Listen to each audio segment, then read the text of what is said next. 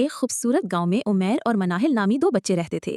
وہ دونوں پکے دوست تھے، ہر دن مل کر کھیلتے ہنستے اور نئے نئے کام سیکھتے۔ ایک دن وہ کھیلتے کھیلتے گاؤں کے پرانے حصے میں جا پہنچے، جہاں ایک بوسیدہ گیٹ کے پیچھے جھاڑیوں سے چھپا ایک باغ نظر آیا۔ چلو دیکھتے ہیں اس کے اندر کیا ہے، عمیر نے جوش سے کہا۔ دروازہ خود بخود چڑچڑاتے ہوئے کھل گیا۔ جیسے ہی وہ اندر داخل ہوئے، سبزیاں، پھول، رنگ برنگی تتلیاں اور چمکتے درخت ان کا استقبال کرنے لگے۔ باغ چمک رہا تھا جیسے کسی خواب کی دنیا ہو، مگر ایک ننھی آواز آئی، اگر تم اس باغ کو زندہ رکھنا چاہتے ہو تو 3 چیزیں دینا ہوں گی: دوستی، خیال اور ایمانداری۔ بچوں نے وعدہ کیا۔ وہ روز آتے، پودوں کو پانی دیتے، جھاڑیاں صاف کرتے اور آپس میں کبھی جھوٹ نہ بولتے۔ رفتہ رفتہ باغ مزید جادوئی بننے لگا۔ پھول باتیں کرتے، پرندے کہانیاں سناتے اور باغ کا ہر گوشہ مسکرا اٹھتا۔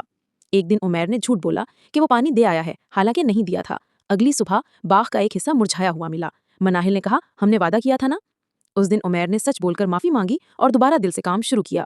باغ نے سب کچھ معاف کر دیا اور دوبارہ چمکنے لگا۔